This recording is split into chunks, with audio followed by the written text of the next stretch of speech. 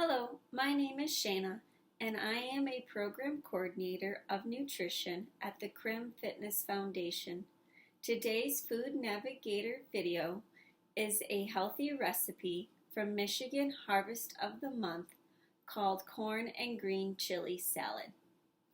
Do you know that fresh corn on the cob will lose up to 40% of its sugar content after about 6 hours at room temperature storage? After this time period, the sugar is converted to starch. Store fresh corn in a cool location or in the refrigerator for up to 3 days. Add fresh, frozen, or canned corn to your favorite recipes like salads, casseroles, or soups. Let's see how we make corn and green chili salad.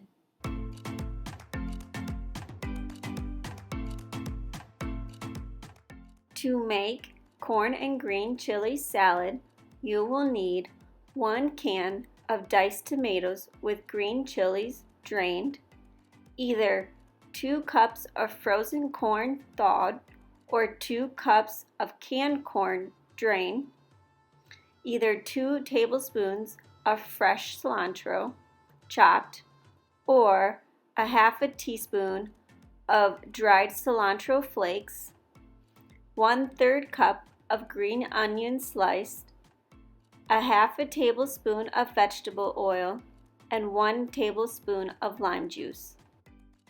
You can begin by taking your washed green onions and a knife and slicing 1/3 cup of green onions. Take your washed cilantro and remove the leaves from the stems.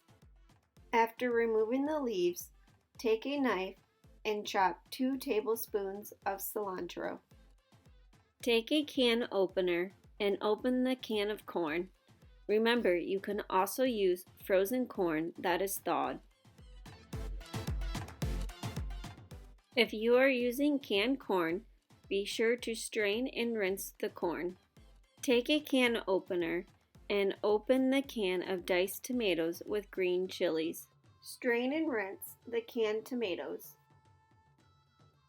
In a small bowl, add a half tablespoon of vegetable oil and 1 tablespoon of lime juice and whisk together.